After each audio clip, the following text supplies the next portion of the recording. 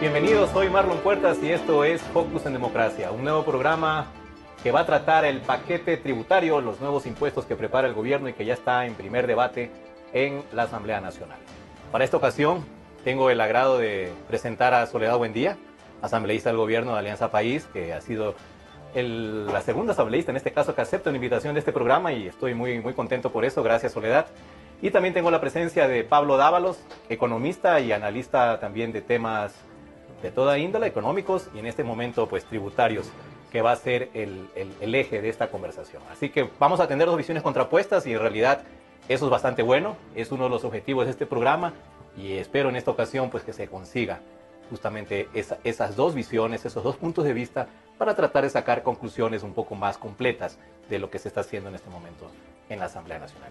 Y quiero comenzar con Soledad, justamente legisladora por Pichincha, es usted, ¿no? Así es, Marlon, gracias, buenas tardes y un gusto estar en este espacio. Cada vez que me invites, pues con gusto estaré aquí. Igual, Pablo, qué gusto poder debatir contigo. Muchísimas gracias. La primera pregunta que se me viene, Soledad, es ¿por qué no les gusta llamar al paquetazo paquetazo y a la crisis crisis? O sea, ¿por qué un poco siempre los sofismas para tratar de atenuar un poco la situación económica que estamos atravesando? Bueno, porque las palabras tienen contenidos. Cuando hablamos de paquetazos, para los ecuatorianos, aquellos que vivimos y recordamos la historia, pues nos volvemos al pasado y recordamos aquellas políticas neoliberales que incrementaban el precio de la gasolina, que incrementaban el gas, que subían las tarifas eléctricas, que devaluaban el dólar. Eso es para nosotros un paquetazo. Esos paquetazos tienen ese contenido. Y por lo tanto nosotros planteamos que este no es un paquetazo. Aquellas medidas afectaban a las grandes mayorías, afectaban a la población, al pueblo ecuatoriano en su conjunto. Nosotros estamos en este caso proponiéndole al país un debate, porque todavía no está definido, no está decidido, un debate que lo que busca es establecer medidas, un gravamen a productos que no son de la canasta básica, que no son de primera necesidad, como son los cigarrillos, los licores y las bebidas gaseosas. Es un enfoque distinto y creo que las palabras crean mundos y esos mundos también son en los que nosotros, los actores políticos, estamos. Por ello, no planteamos que este sea un paquetazo, pero será ese ciudadano que está al otro lado quien pueda definir realmente y diferenciar de aquellas políticas que se instauraban en el pasado en el Ecuador y en América Latina hoy, por ejemplo, en Argentina, donde también se está incrementando en el 700%. Paquetazo nos recuerda mucho al Fondo Monetario Internacional, Soledad, ¿no es cierto? Como ves que las palabras generan, crean mundos, tienen contenidos y relaciones de diferentes temas, pero no necesariamente. En el pasado muchos estuvieron relacionados con los pedidos y las cartas de intención del Fondo Monetario Internacional, pero creo que más allá de ello, yo creo que hay que debatir, hay que analizar, hay que profundizar con un objetivo, con el objetivo de construir un país distinto, con un objetivo donde puedan haber diferentes criterios que enriquezcan una propuesta. Per se, la propuesta no es mala, creo que puede ser perfectible, creo que frente a una situación económica tenemos un problema presupuestario que es evidente. Cuando tú me hablas de por qué no le llamamos crisis o no, seguramente Pablo será que es el experto en economía, pues para definir exactamente qué es una crisis, qué es una depresión, qué es para los ecuatorianos comunes, para los ciudadanos que estamos en la calle. Yo no soy economista tampoco. Para nosotros, cuando existen dificultades, lo llamamos crisis. Los técnicos especialistas tendrán sus diferenciaciones, que al final el ciudadano lo que quiere es solución de aquellos problemas que se generan. Ha incrementado el desempleo, es una realidad. Que le llamemos de dentro de una crisis o no, existe. Se incrementó en un punto y no podemos negarlo. Está una misión del Fondo Monetario Internacional en Quito. Entiendo, ya ha tenido reuniones con los integrantes del equipo económico del gobierno. Entonces, y el año pasado también vino una misión de Washington. Quiere decir que el gobierno ya se está reuniendo, está escuchando sugerencias e incluso adoptando alguna de esas hechas por Washington, como por ejemplo la reducción de los subsidios que ya se aplicó en el presupuesto 2016. ¿Estamos entonces ya en línea con el FMI? Per se, yo no diría aquello. Per se, conversar con diferentes sectores no nos parece que es un error. Por el contrario, hay que abrirse, hay que discutir. Nosotros tenemos posiciones ideológicas que tenemos que debatirlas también al interior de de nuestro movimiento. Las autoridades económicas, que son las que manejan ese ámbito, pues veremos cómo avanzan en estas negociaciones y cuáles son sus propuestas. Propuestas que tendrán que rendir cuentas en la Asamblea Nacional y dentro del bloque. Tenemos que avanzar y no creo que a priori hay que desechar ninguna conversación y ningún diálogo. Creo que sí hay que sustentarlo y lo que sí son innegociables son los principios, son lo que estamos defendiendo y lo que el pueblo ecuatoriano validó en las urnas, que es una propuesta programática. En función de ella tenemos que ir avanzando. Incluso con los diablos del FMI. El asunto es que a estas misiones... Yo no creo que hay que sesgar a todo como malo o bueno, per se no es así. Pero el presidente, ¿quién se ha encargado de sesgar, Soledad? ¿Al FMI, al Banco Mundial? ¿Lo sacó a patadas a la delegación del Banco Mundial? O sea... Hay que tener memoria también de los hechos, cómo empezaron en este gobierno. Tenemos absoluta memoria, pero es por un tema ideológico, que es lo que yo señalaba a priori. No se puede decir no, y es más, nunca hay que decir de esta agua no beberé. Yo creo que hay que ser mucho más consciente y más maduro políticamente y pensar que quizás en el camino tenemos que regresar a ver a donde en un principio no lo quisimos hacer o lo rechazamos. Creo que la política nos va enseñando y nos va permitiendo madurar en ese camino. Creo que lo que sí es innegociable son los principios. ¿O será, Soledad, la soberbia de quien tiene plata? En ese momento había plata y ahora es la humildad de quien está en la pobreza. Entonces ahora sí nos acercamos porque necesitamos la plata del FMI. Bueno, yo todavía no creo que nos acerquemos. Creo que eso está el ministro conversando con el FMI en una mesa como nosotros. Pero cómo se conversa con la Unión Europea, cómo se conversa con diferentes sectores. Vamos a ver cuáles son los planteamientos y en base a planteamientos concretos podemos analizar y podemos debatir. Porque analizar, criticar o aprobar, porque no lo estamos haciendo ni del uno ni del otro, conjeturas, posibilidades, creo que hay que ser más serios, porque no nos ayuda en función de lo que estamos planteando. Hoy una normativa que es parte de una política integral del gobierno en el ámbito económico. Pablo, yo creo que no es una conjetura que en este presupuesto 2016 ya se empezó a reducir subsidios, por ejemplo, a transportistas, que es uno de los pedidos que hace el FMI. Yo quisiera saber primero su diagnóstico de la situación actual. Ya Soledad se encargó obviamente de decir lo difícil que es para ellos calificar con tremendismo la situación. Y se les entiende. O sea, por ese lado político podemos aceptar eso. Pero del lado suyo, que es un economista que está viendo los toros de lejos, de fuera del gobierno, ¿qué está pasando? Bueno, quisiera agradecer la invitación, saludar a las personas que nos están viendo, saludar a Soledad. Pienso que la situación económica del país es muy preocupante. Y el indicador más preocupante que tenemos es el indicador del desempleo. El desempleo se mide como desempleo abierto o encubierto. Ahora se utilizan los términos de adecuado o inadecuado. Si sumamos ambos, es decir, el sector informal de la economía y los ecuatorianos que no tienen empleo, tenemos una cantidad muy grande de ecuatorianos. Tenemos cerca de 5 millones de ecuatorianos que no tienen empleo. Esto más o menos en relación a la población económicamente activa, ¿qué porcentaje es, Pablo? Alrededor del 60%. La mayoría. Sí, exactamente la mayoría. Y lo más preocupante es que no tenemos políticas de empleo. Tan es así que no tenemos políticas de empleo que ni siquiera tenemos banca pública de desarrollo, ¿no? No tenemos un horizonte al mediano plazo. El ciclo de los commodities hace referencia a aquellos productos que no generan valor agregado y que no implican ninguna transformación productiva y de los cuales el Ecuador ha vivido durante estos años, está entrando en una fase declinante, podemos decirlo, ¿no? El momento en que desciende el precio del petróleo y otros commodities, se resquebraja el gobierno y se resquebraja toda la economía del país. Esto demuestra que nunca hubo ningún cambio de la matriz productiva, porque si hubiésemos tenido la posibilidad de generar valor agregado, no nos habría sorprendido, si se quiere, la caída del precio del petróleo. Eso también demuestra el alto grado de espontaneidad, y yo diría que incluso de irresponsabilidad al construir los indicadores fiscales y la proforma fiscal. El gobierno no midió bien el año pasado el mercado internacional de petróleo, a pesar de las múltiples advertencias que hubo de que sea más conservador, más prudente y que no calcule un precio de petróleo tan alto. Se calculó en cerca de $80, 79.6. Igual este año, se le dijo este año que sea más prudente y lo calculó con 35. Por eso tuvo que revisar, Hicieron el reajuste. El problema es que la proforma no se revisa así. La proforma es un documento que sirve de referencia y no se lo revisa cada 15 días. ¿no? Por eso el Congreso Nacional, la Asamblea ahora, cuando lo califica para que sirva de hoja de ruta para todo el año, pues, ¿no? Eso por una parte. Por otra parte, me asombra el hecho de que el gobierno entre en una dinámica fiscalista, porque siempre había criticado la dinámica fiscalista, que es la dinámica del Fondo Monetario Internacional, en definitiva, ¿no? ¿Cuál es esa dinámica? Que en momentos de recesión, el gobierno castiga a los usuarios con más impuestos. Es decir, en economía nosotros los llamamos economías procíclicas, es decir, cuando tú estás en crisis, el gobierno, en vez de detener la crisis, en vez de tratar de hacer todo lo posible para que la crisis no se profundice, hace todo lo contrario. Es decir, profundiza la crisis. Y esto se demuestra en la última ley, que es la primera ley de las pocas leyes que tienen un nombre exacto.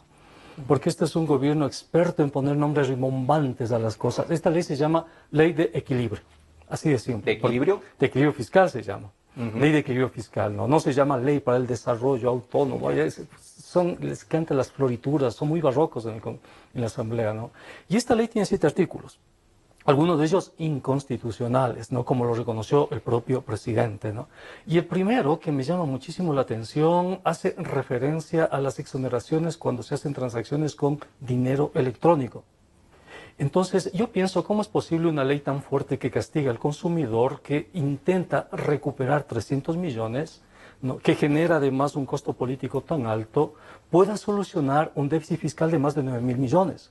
Es decir, estamos hablando del 3%, pues apenas. Pablo, le sugiero que vayamos desmenuzando el proyecto, por Perfecto. ejemplo, dinero electrónico, en el siguiente... Simplemente quería indicar la puerta de entrada de la ley. Después hablamos de eso. Perfecto. Yo quisiera centrarme en este momento en el tema del empleo, justamente, que es uno de los puntos que usted ha tocado y que yo también le pregunto a Soledad. ¿Han valorado ya en la Asamblea Nacional, usted particularmente, el impacto del proyecto en el tema del desempleo?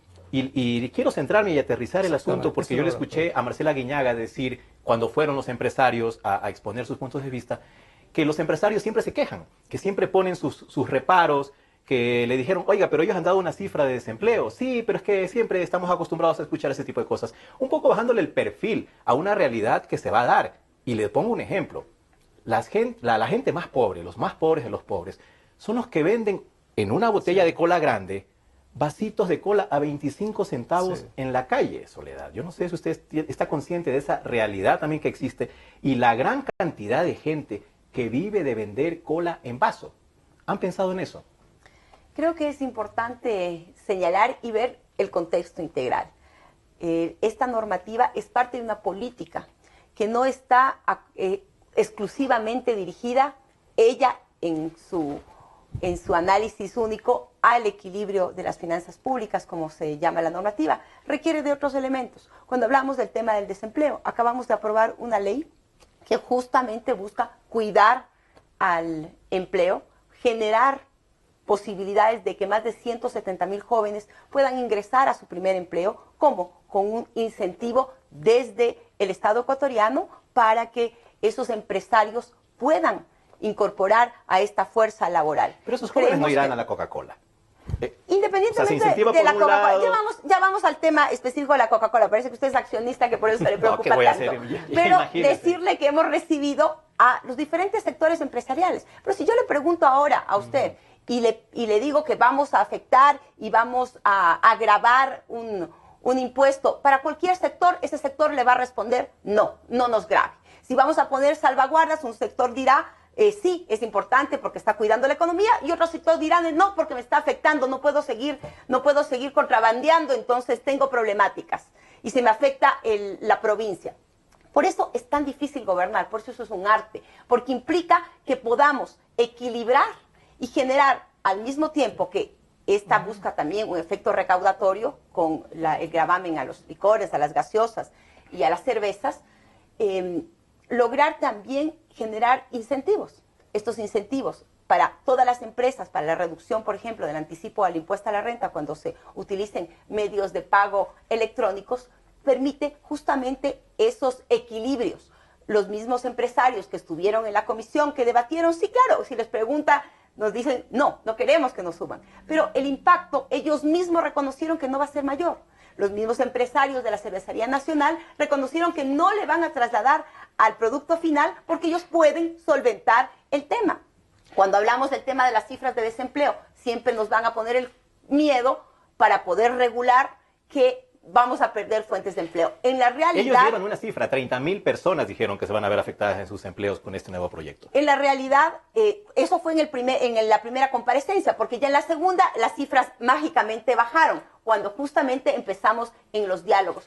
Creo que es parte de escuchar, es parte de medir, y siempre cuando uno toma una medida económica, pues habrá sectores que son cuidados, que son protegidos, habrá sectores que se sientan afectados, habrá otros que son más vulnerables, que son aquellos que los que hay que cuidar. Creemos que, por ejemplo, ahí recibimos a los empresarios que impulsan la cerveza artesanal. Entonces ellos nos decían, si ustedes nos ponen esta carga impositiva, nosotros vamos a quebrar. Todas nuestras empresas van a tener que despedir a su personal. Hemos excluido de esta normativa a las empresas ¿Llegaron por si acaso pequeñas y medianas. Los tenderos a esa comparecencia? Los que venden las colas, los que venden las cervezas. A los tenderos nos hemos reunido y ellos nos dicen, claro que no queremos que se incremente, pero en realidad nuestros productos tienen tal diversificación que el hecho que se afecte los cigarrillos y que tampoco, según ellos, va a bajar el consumo, porque el que fuma va a fumar con el precio actual o con 2 centavos más. Así que tampoco les va a afectar y tienen una diversidad de productos.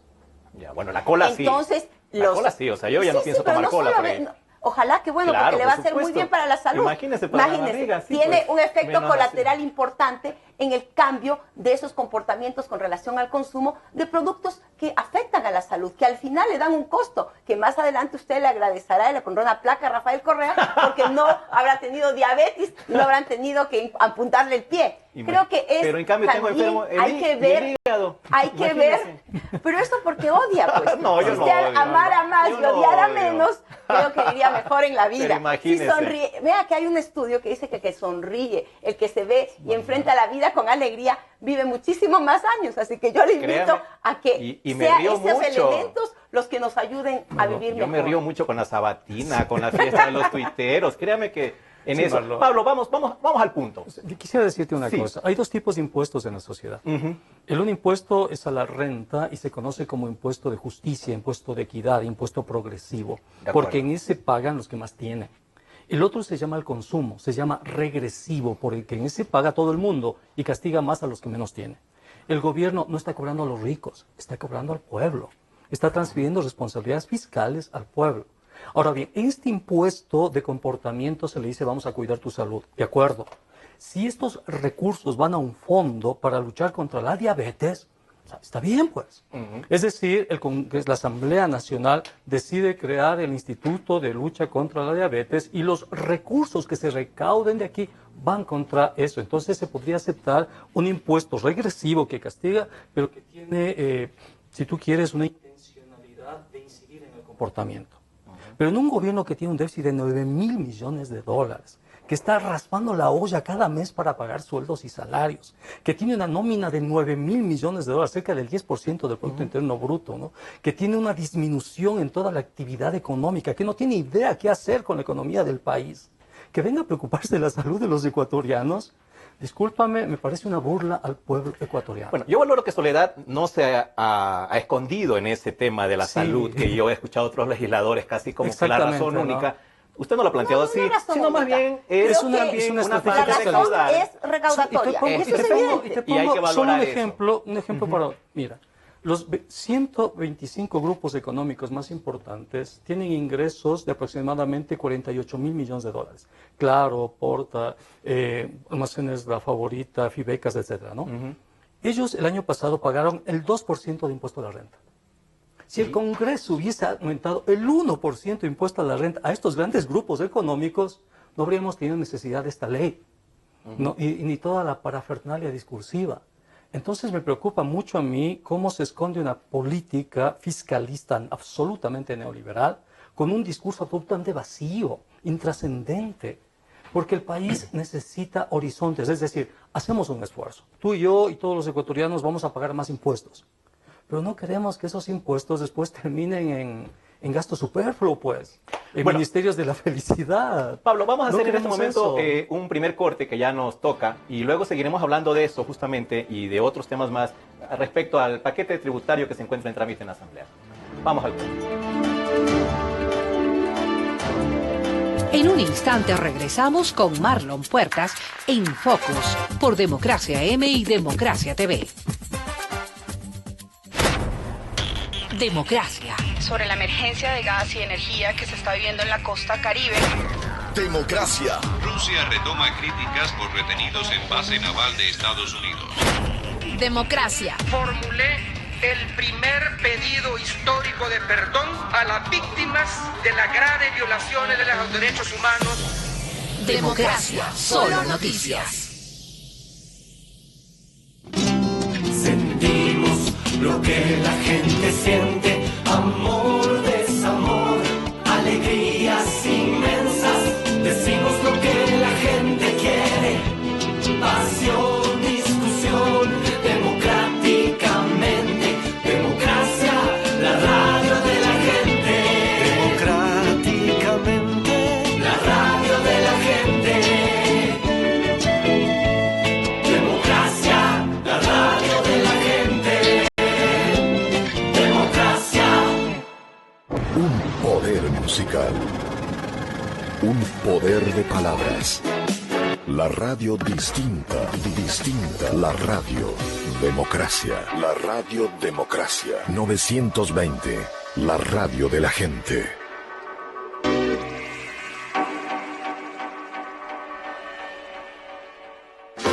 Desde el Distrito Metropolitano de Quito, cadena Democracia, la radio de la gente. Volvemos con Focus por Democracia M y Democracia TV.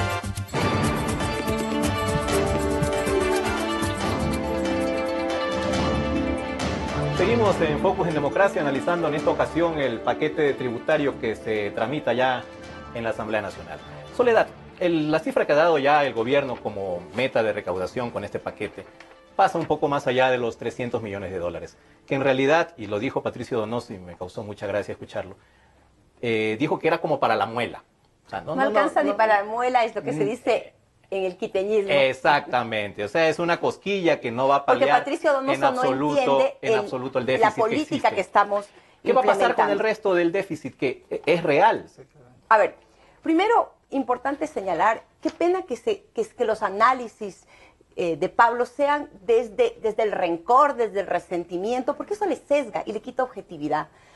La inversión que ha realizado la Revolución Ciudadana es una inversión que está destinada a eliminar las desigualdades. Más de 6 puntos hemos disminuido desigualdades desde el 2007. La pobreza, dice usted. Las desigualdades. Ya. El tema de la pobreza también hemos crecido, ha habido un crecimiento, y no lo digo yo, los dicen las cifras de la CEPAL, lo reconocen a nivel internacional. Cuando América Latina apenas avanzó en 2 puntos, nosotros hemos avanzado en 6 en disminuir desigualdades. Pero se corre el riesgo de Esto retroceder, significa- Soledad, ¿eh? Claro que sí, Avanzado, por se eso hay que puede- votar por la Revolución Ciudadana para no retroceder, no volver a las políticas neoliberales. Este riesgo se corre siempre en democracia, pero eso es fundamental que podamos continuar consolidando este proceso. Pero La para pregunta es responderle, cómo se llena el resto del hueco.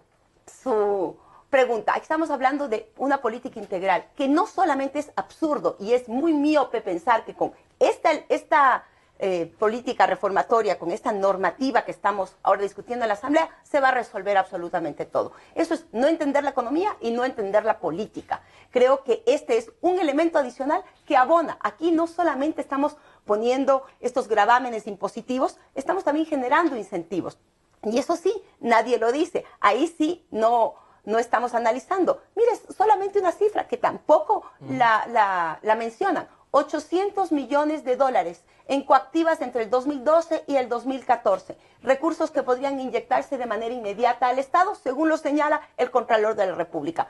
Tampoco se señala, tampoco se dice. Creo que hay que ser mucho más objetivos. Yo creo que hay que, los análisis para que tengan peso, para que tengan esa responsabilidad, no frente a los actores políticos, frente a la ciudadanía, creo que tienen que evaluar todos los elementos. Fácil es criticar desde afuera y decir todo está mal y analizar con titulares de prensa. Difícil es estar sentado en el potro y poder ejercer esta gran tarea que es gobernar. Creo que cuando uno quiere aportar y las críticas son en ese sentido, son bienvenidas. Y ahí invitarle a Pablo a la asamblea para que pueda aportar. Bueno, estamos con Pablo Dávalos, que también obviamente es el invitado. Era solo una mención la del legislador de Creo. Pero ¿en qué momento ya el gobierno se va a poner en serio, a hacer una evaluación, a hacer una mea culpa de lo que está ocurriendo ahora? Porque este déficit no existía. ¿Quién ha dicho que el gobierno no evalúa en serio? Nosotros lo ha creado este gobierno. Bueno, perdóneme, pero nosotros evaluamos con seriedad absolutamente todas las acciones. Hemos revisado desde el 2007, no lo dicen. Pero lo hacemos al interno. En nuestro bloque legislativo nos reunimos 3 y 4 veces para analizar los diferentes ámbitos legislativos que estamos discutiendo, que estamos proponiendo, que llegan a la Asamblea Nacional. Entonces, cuénteme, ¿qué ha hecho mal el gobierno en esas discusiones internas que tienen ustedes? Muchas cosas. El que mucho hace quizás también se equivoca. Yo creo que hay temas que tenemos en saldo en rojo. Por ejemplo, el cambio de la matriz productiva que señalaba Pablo hace un momento. Es imposible un cambio de la matriz productiva con imposibilidad de electricidad. Por ejemplo, recordemos la época de Sixto, donde, o usted no se acuerda, claro que nos apagaban 12, 13, 14 horas. A la hora de clases a las 6 de la mañana. Salíamos a las 5 de la mañana y nos adelantaron la hora. En estas condiciones de un país que no tenía soberanía energética, ¿cómo quiere hacer un cambio a la matriz productiva? ¿Cómo podemos generar ese cambio real? Primero había que generar las condiciones. Primero había que tener estas 8 hidroeléctricas que tenemos. Estamos ya el día de mañana conectando ya Coca-Cola Sinclair y empezando este proceso distinto de soberanía energética. El cambio de la matriz productiva requiere de un cambio de la matriz energética. No podemos generar un cambio de la matriz productiva donde, por ejemplo, no exportemos las moras, las frutillas de aquí de Yaruquí, sino un producto procesado, como bien lo señala Pablo. Pero para eso necesitamos tener las carreteras, pues para eso necesitamos puertos y aeropuertos, para eso necesitamos condiciones en el país. Imposible hacerlo en el 2007. Hemos trabajado en todas esas herramientas. Y han evaluado el costo justamente de todas estas obras que emprendió el gobierno y que el propio gobierno, el propio presidente Correa cada sábado se encarga de revelar que están con estudios mal hechos, que están con fiscalización mal hecha, que tuvieron que aplazar los tiempos, que nos terminó costando más de lo que inicialmente ha costado, que es la regla general, Soledad. Usted lo está diciendo, Marlo. Este gobierno es tan honesto y tan transparente que es el mismo presidente de la República que es el más crítico. ¿Y dónde están los responsables? Actores. Pero sí, yo le voy a mandar, pero el funcionario sigue en su puesto. No es así, no son todos los funcionarios que siguen su puesto. Los que actúan de manera adecuada, obviamente que sí, pero tenemos un montón de funcionarios que se han equivocado, han habido problemas también, no solamente de equivocación, sino de errores de mala fe. Y podríamos también señalar casos de corrupción que están hoy presos, que están en juicios, que están en los ámbitos. Bueno, yo le puedo dar casos en el Banco de Fomento, por ejemplo. Le puedo dar casos puntuales, le puedo mandar con nombres y apellidos, le puedo dar los juicios. Lo que pasa es que cuando se quiere, a través de titulares y de premisas que se establecen como verdades absolutas, querer juzgar a un gobierno, creo que no aportamos y no ayudamos. El mismo presidente ha dicho, hemos hecho muchas cosas y el Ecuador entero así lo reconoce. No hay más ciego que el que no quiera ver. En este país han habido cambios. Es la primera vez que se puede realmente ver la inversión. ¿Pagamos impuestos? Sí, todos los ecuatorianos pagamos impuestos, pero yo en el pasado nunca los vi. Hoy tenemos carreteras, sí, tenemos carreteras, aunque algunos digan, sí, bueno, tenemos carreteras, despreciando una obra realmente que no se ha visto en el país. Hoy tenemos hidroeléctricas, hoy tenemos hospitales. En Quito no se había inaugurado un hospital en 30 años. Se inauguró el Hospital Docente de Calderón. En Quito no había una inauguración de una maternidad en más de 30 años. Se inauguró la maternidad del sur, Luz Helena Arismendi. Creo que son cambios importantes que quizás a algunos empresarios no les interesa o que algunos actores políticos en los medios de comunicación tampoco quieren ver, pero son realidades. Que no es todo perfecto, de acuerdo. Que hay que hacer un análisis hacia adentro para consolidar y que no volvamos al pasado, como usted bien lo acaba de decir. Cuidado que se puede hacer una regresión. Hay que ver cómo seguir consolidando, cómo radicalizar hacia la izquierda este proceso, que es quizás uno de los grandes retos que tenemos desde los militantes. Lo que yo creo es que hay que mirar al futuro, Soledad. Claro que sí, hay que ni mirar siquiera ver al pasado, obviamente, ni tampoco el presente. Porque yo creo que el pasado nos permite aprender y no repetir los errores. Porque qué más que que un científico para saber de lo que ha analizado en el pasado, para saber su presente y poder seguir proyectando sus investigaciones. Es absolutamente necesario el conocimiento y el reconocimiento de la memoria. La memoria histórica es fundamental para saber si yo ya sé que si voy caminando por ahí y hay una grada negra y falsa con la que me voy a caer, ya me caigo una. Me puedo caer dos porque el hombre, el ser humano es el único que se tropieza con la misma piedra varias veces. Pero ya si ya me estoy tropezando 10 veces, algo me está pasando. Yo creo que los aprendizajes son fundamentales para no cometer errores, para poder sacar lo bueno y lo malo. A mí no me pueden decir que este gobierno es el peor gobierno de la historia y que todo está hecho mal, porque eso sesga su análisis y sencillamente no le vuelve objetivo. Al menos quizás hay cosas buenas, quizás hay cosas malas y quizás hay cosas que se pueden hacer mejor. Creo que este es el gran reto como país. Eso yo no lo he dicho, no lo voy a decir que sea el peor gobierno de la historia, porque no he estado en la época de Flores, por ejemplo, ni en la de Vintimilla, entonces pero uno no necesita haber vivido para conocer lo que pasó en la época de Flores. Para eso está la historia, para eso está el conocimiento, y ese conocimiento es saber. Pero mira, Soledad, lo que se pretende, y usted bien ha mencionado un caso, el Banco de Fomento. El propio gobierno se ha encargado de tallar los casos minúsculos. Lo ha hecho con el Comecheques, lo ha hecho con su colega legisladora, la señora Galván, que ahora está presa, justamente para revestirse de esa imagen de que fiscaliza a interno, de que él mismo se encarga. Pero hay otras denuncias que quedan en nada, y le voy a mencionar un caso. Hay varias denuncias y publicaciones de la refinería de Esmeralda, de los contratos que se han firmado allá. Y de eso, Marlon, páseme las denuncias, las trasladamos a las autoridades competentes y hacemos el seguimiento. No se mueve. Dígame en el pasado, ¿cuáles son los casos de fiscalización que han llegado a sanción y a juicios y a cobrar aquellos recursos en el pasado? ¿Y se ha cobrado ahora? Ahora hemos cobrado. Dígame, yo le voy a dar en estos casos del Banco de Fomento. El dinero mal habido. En estos casos del Banco de Fomento, justamente. Por eso, el caso simbólico que lo tiene. Vamos, Pablo. Es que es fácil criticar hoy cuando en el pasado lo que se hacía que era grandes juicios políticos donde se insultaba a la gente y ahí se quedaban. Los políticos siempre hablan, compensan la realidad con lo que hablan. Vamos a los datos. Plantear aquí es si las obras que se han hecho, Pablo, y eso obviamente están ahí, justifican el gasto que se ha dado en estos 9 años de gobierno, que ya va por los 260... Cerca de 300 mil millones. Se va acercando a los 300 mil millones. Sí, compénsala una cifra con lo que ya está hecho. Exactamente. Responderle a la ciudadanía ecuatoriana es por qué con 300 mil millones de dólares hay 5 millones de ecuatorianos sin empleo. Algo no estuvo bien, algo estuvo mal. No se hicieron bien las cosas. Si tuviésemos 300 mil millones y aparte de eso hubiésemos controlado toda la institucionalidad y eso nos hubiese ayudado a que el empleo alcance al 90% de ecuatorianos, bueno, habríamos dicho, está bien, las carreteras sirven para algo, la inversión sirve para algo, pero recuerda, Marlon, una cosa, el ingreso, hoy tienen que comer las familias, hoy. El ingreso de las familias depende del empleo. Si una familia no tiene empleo, no tiene ingresos. Si no tiene ingresos, no puede consumir lo que necesite esa familia. ¿Qué les decimos a los 5 millones de ecuatorianos que no tienen empleo, que tienen que salir a la calle a vender, que no tienen seguridad social y que ahora tienen que pagar más impuestos? ¿Qué les decimos? ¿Qué propuesta les damos? ¿Cómo les ofrecemos un futuro mejor para sus hijos cuando sus hijos ni siquiera pueden entrar a la universidad? ¿Qué hacemos con esos 500 mil jóvenes que no han podido entrar en la universidad en los últimos 6 años? ¿Qué hacemos con esos 500 mil? Que no tienen empleo y tampoco tienen oportunidades académicas en la universidad. El país está mal, la economía está mal.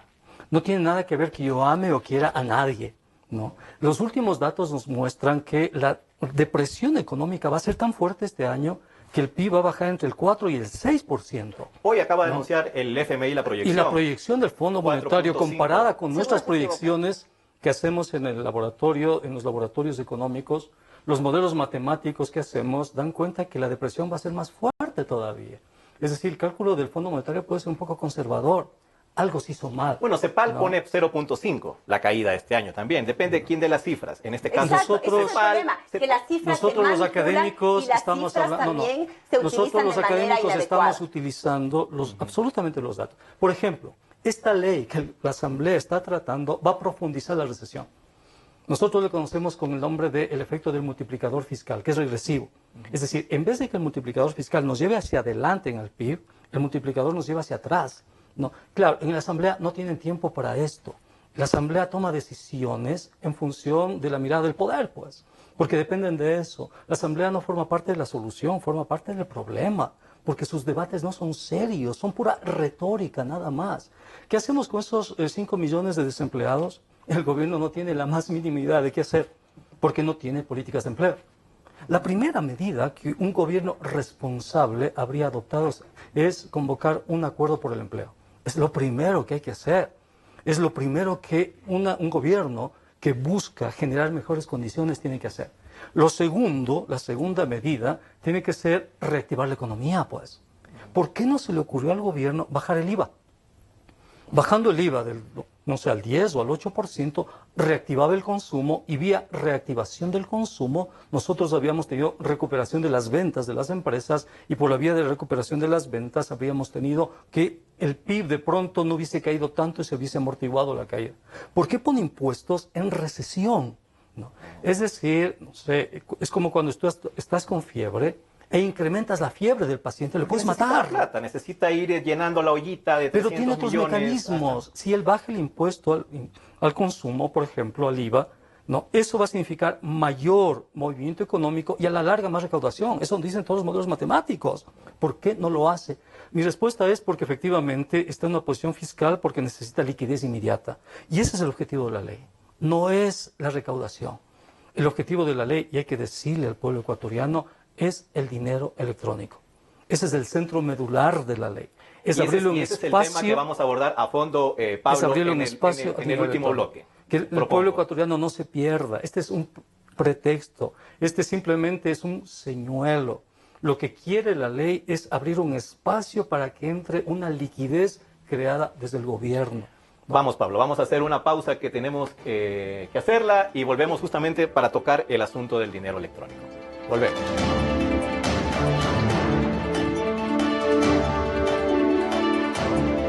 En un instante regresamos con Marlon Puertas en Focus por Democracia M y Democracia TV. Son las 2:10. Un poder musical.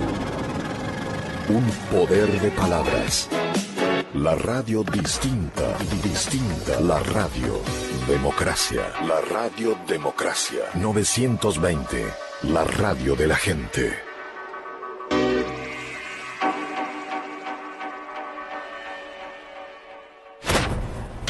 Democracia. Sobre la emergencia de gas y energía que se está viviendo en la costa Caribe. Democracia. Rusia retoma críticas por retenidos en base naval de Estados Unidos. Democracia. Formulé el primer pedido histórico de perdón a las víctimas de las graves violaciones de los derechos humanos. Democracia. Solo noticias. Sentimos lo que la gente siente, amor, desamor, alegrías inmensas. Decimos lo que la gente quiere, pasión, discusión, democráticamente. Democracia, la radio de la gente. Democráticamente, la radio de la gente. Democracia, la radio de la gente. Democracia. Desde el Distrito Metropolitano de Quito. Cadena Democracia. La radio de la gente. Volvemos con Focus por Democracia M y Democracia TV.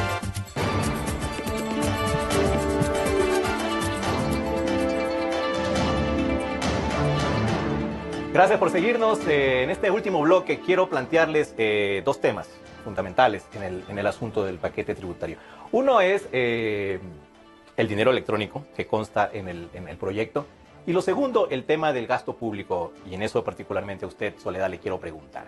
En las reuniones estas que dice que tienen de autocrítica, ¿se ha considerado también que se les fue la mano en el crecimiento del tamaño del Estado? Le pregunto. Y segundo, porque ya acabo de ver en el registro oficial un decreto del presidente Correa del 8 de abril, hace pocos días, donde ya suprime, por ejemplo, la Secretaría Técnica de Transparencia de Gestión, una menos. Y también suprime la Secretaría Técnica del Comité Interinstitucional para la Erradicación de la Pobreza, afuera. De esas oficinas, ¿cuántas más se crearon?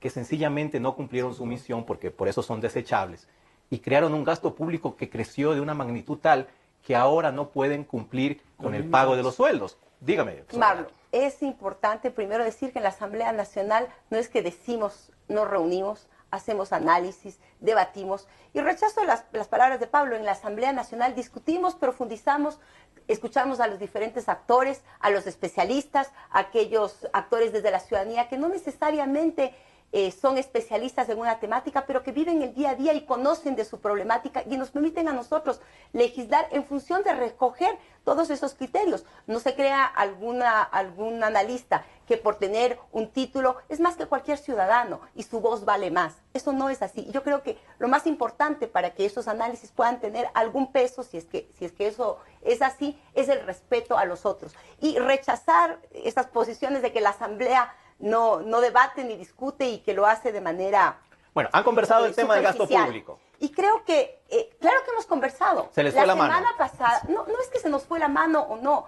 O sea, yo creo que aquí hay que analizar, el mundo no es blanco y negro, Marlon. Y el mundo no es que usted tiene la razón o yo la tengo. Yo creo que aquí, en función de qué políticas se aplican para que el pueblo ecuatoriano esté mejor. Cuando Pablo decía el tema del desempleo, parece que no está al tanto, le vamos a mandar la información, le vamos a mandar las leyes. Hemos aprobado una ley que lo que busca es fomentar el empleo, que genere incentivos para esos jóvenes que están tan preocupados, Pablo, esos 170,000 jóvenes que puedan ser incorporados como fuerza laboral. Ahí hay una respuesta. Entonces, no se puede decir, no se ha hecho nada. Se ha hecho. Que no sea lo que a él le parece, ojalá cuando se lance a la candidatura alguien vote por él y sea presidente de la República y aplique sus políticas. Ojalá eso algún día suceda y le vaya muy bien. Yo le deseo éxitos, pero creo que es importante mirar con objetividad. En el tema del desempleo, hemos actuado. En el tema del desempleo generamos, sí, hay problemas. Hemos generado un seguro de desempleo, porque sí, hay que comer todos los días. Es que volvimos al tema del desempleo y yo estaba hablando de gasto público. Es que tengo que responder en integralidad, porque cuando usted entenderá aquí hay 2-1, entonces yo tengo que responder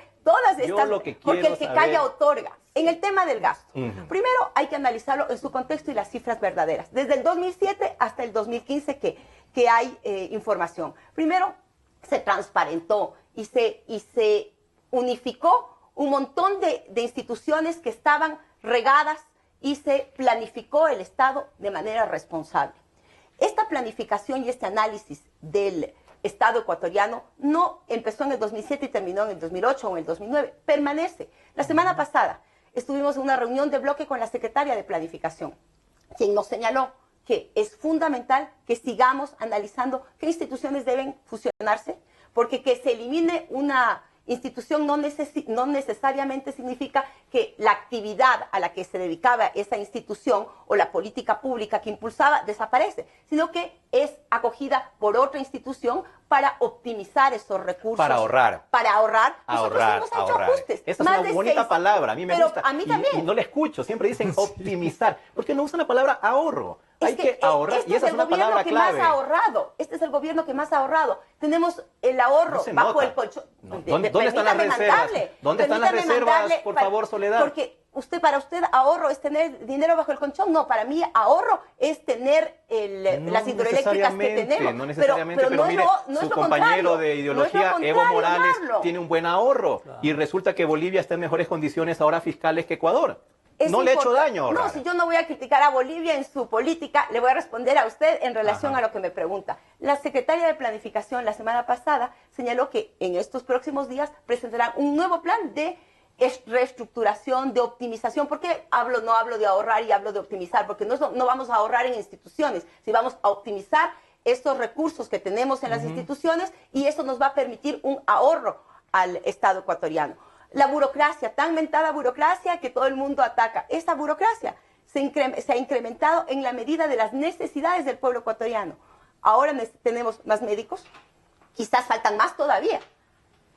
Pero esa tenemos es la trampa. Esa es la trampa. ¿Sabe por qué? Porque nadie está hablando ni de médicos, ni de profesores. Entonces, ¿qué son esos? Extraterrestres, pero mire, estamos hablando de oficinas que se han creado. Son burócratas, en exceso. Estos Soledad. son los que hemos creado. Si no hemos creado en exceso. Ministerios coordinadores para coordinar ministerios. No se quiere, porque hay una planificación en función de optimizar los recursos del Estado. Hay una estructuración.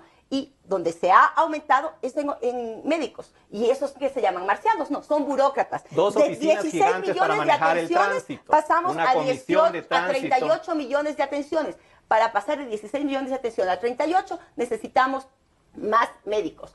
Para la educación, qué pena que Pablo no se acuerde que en el pasado no podíamos acceder a becas. Era imposible para un joven llegar a estudiar en alguna de las universidades en el exterior. Más de 11,000 jóvenes tienen becas en el exterior y han estudiado tercer nivel, maestrías y se están formando. Eso es una inversión. Quizás no es un ahorro inconstante y sonante, pero eso es una inversión para un país. La educación es lo único que nos va a permitir realmente cambiar este país en su esencia, en su estructura, en su fondo, porque de otra manera no vamos a poder salir y vamos a seguir siendo engañados como país, engañados como pueblo. Pero aquel que está formado, aquel que realmente ha podido crecer profesionalmente, le va a permitir tener otras herramientas y va a permitir esa movilidad, ese salto que requerimos realmente. Educación, hemos aumentado profesores, hemos aumentado policías. Nadie discute eso. Pero es que esa es la burocracia que ustedes nos están cuestionando. No, hay otros temas y ya sé a lo que usted quiere llegar. Usted quiere llegar al famoso Ministerio de la Felicidad. ¿Usted cree que...? No lo he tenido que decir yo. Pero porque estos son los titulares y eso es absolutamente irresponsable, es absolutamente superficial, permítame que se lo diga. Perdóneme, permítame, usted me está entrevistando a mí, escúcheme. Es que usted habla mucho más rápido que yo. Pero es que tengo que ganar a dos, pues tengo que ganar a dos. Por palabras, usted ha dicho el doble que yo. A ver, y por ejemplo, le quiero decir, mire, le respondo lo del Ministerio de la Felicidad. También se arma de símbolos, de ejemplos. Espéreme un ratito, Pablo, de ejemplos. La liquidez, está la dolarización. Cuando los ejemplos son realmente relevantes, el tema del Ministerio de la Felicidad, que es la muletilla que utiliza la oposición, que no va al fondo. Si se elimina el Ministerio de la Felicidad, no se resuelve el problema.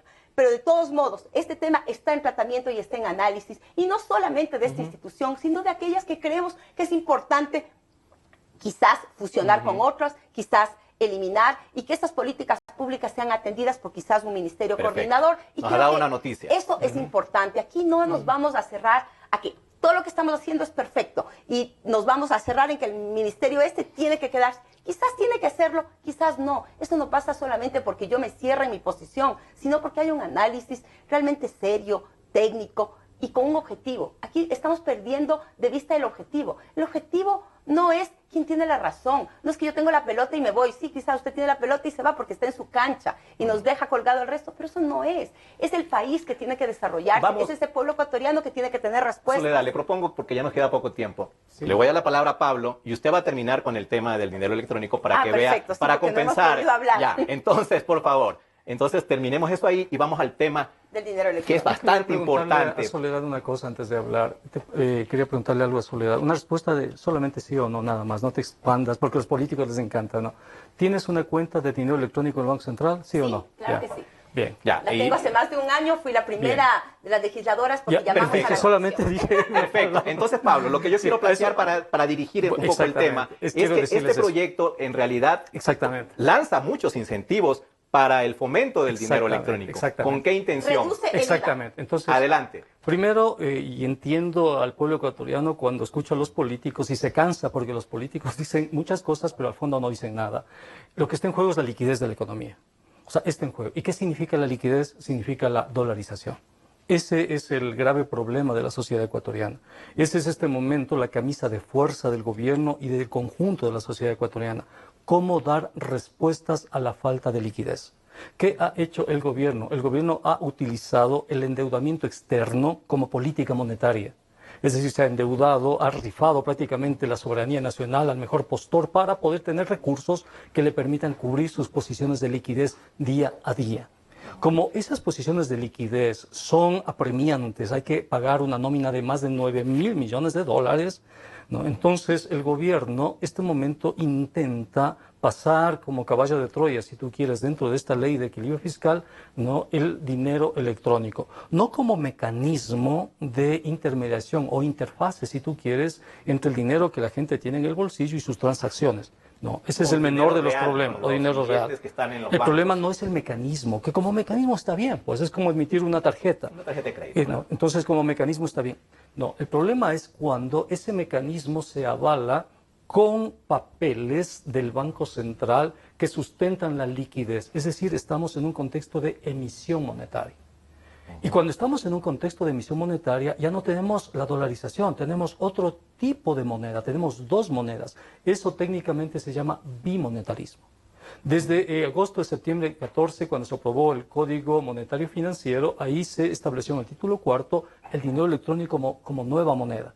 La ciudadanía no acudió a eso porque, salvo Soledad y 50.000 personas con transacciones de $800.000, ¿no?, el dinero electrónico no ha tenido apertura, no pegó.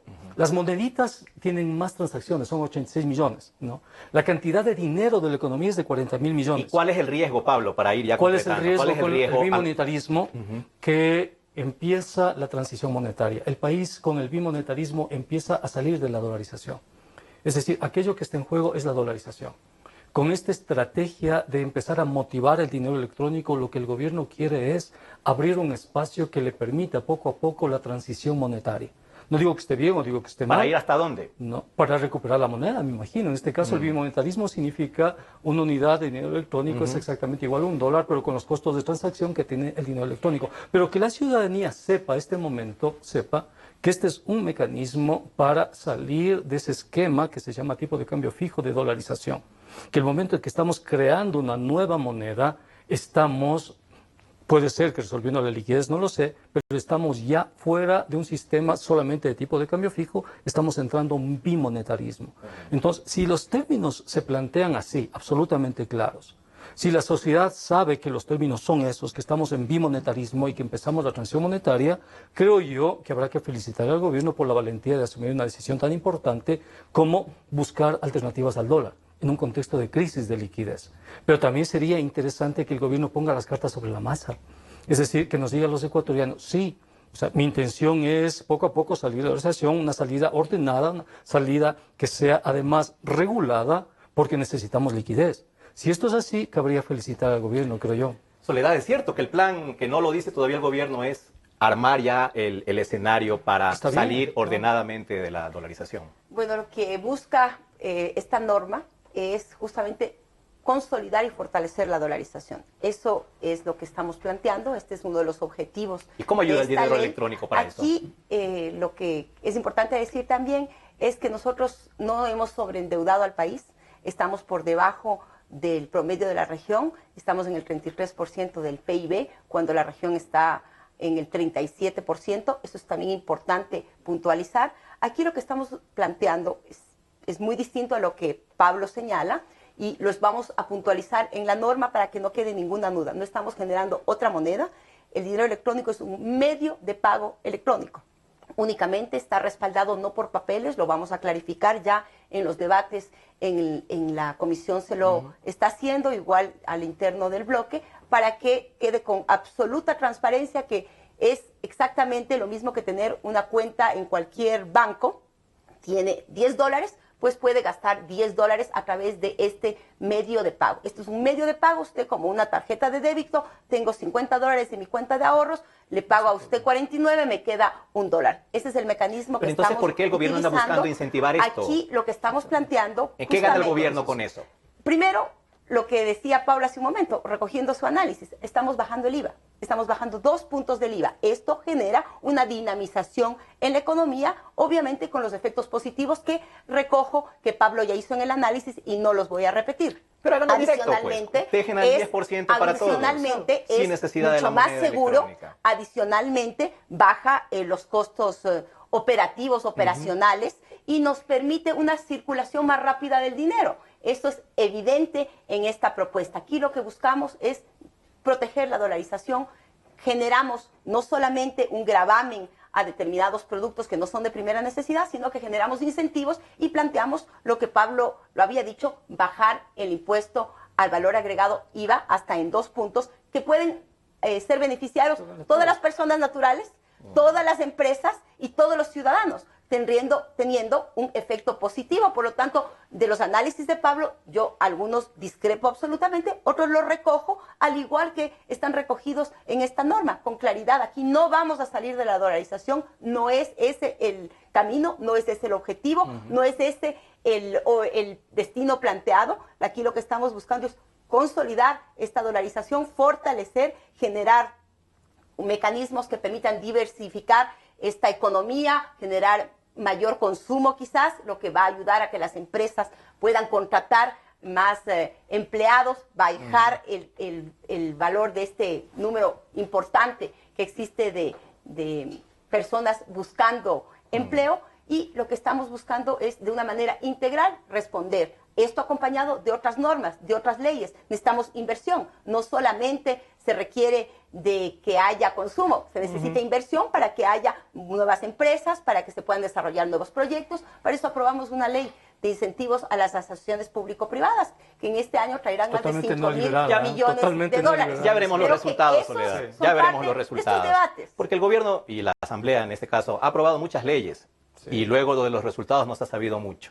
Pero bueno, se acabó el tiempo. Palabra de Soledad Buendía de que no se va a afectar la dolarización con el proyecto de ley, así que tranquilo, Pablo. No tiene nada que ver, es una cuestión académica. Cuando tú haces otra moneda, se crean dos monedas y punto. O sea, eso no tiene nada que ver que esté a favor o en contra. Aquí no estamos generando otra moneda, no es un tema de monetarismo, estamos utilizando un medio de pago, así como las tarjetas. El mismo Diners tiene el pago, yo lo utilizo a través del pago vía teléfono, es el mismo mecanismo de pago, así que no hay que asustarse. No es una opinión mía, y generar alertas, porque aquí lo que estamos buscando, los mismos, la banca privada va a participar, el Banco del Pichincha acaba de firmar un convenio para participar en estos mecanismos, ya existen más de 920 cajeros, el Banco del Pacífico, el Banco Internacional, ya están incorporados a los mecanismos de pago, estamos buscando modernizar la economía del país, y este es el objetivo, cuidar la al final, en el tema del bimonetarismo terminamos esto, pero esa justamente es la intención. Justamente, que se expongan los puntos de vista diferentes. No queremos aquí realmente coros que repitan lo que a alguien más por ahí se le ocurrió en algún mal momento. Qué importante el debate, recoger los temas positivos, y creo que uno aprende muchísimo de los análisis de Pablo. Siempre podremos sacar, invitarle a la Asamblea Nacional para que pueda también presentarlos en esos espacios. En función de construir este país, no lo hacemos unos contra otros. Muchas gracias. Muchas gracias a los dos. Muchas gracias, Pablo Dávalos. Muchas gracias, Soledad Buendía. Muchas gracias. Con ustedes hasta la próxima.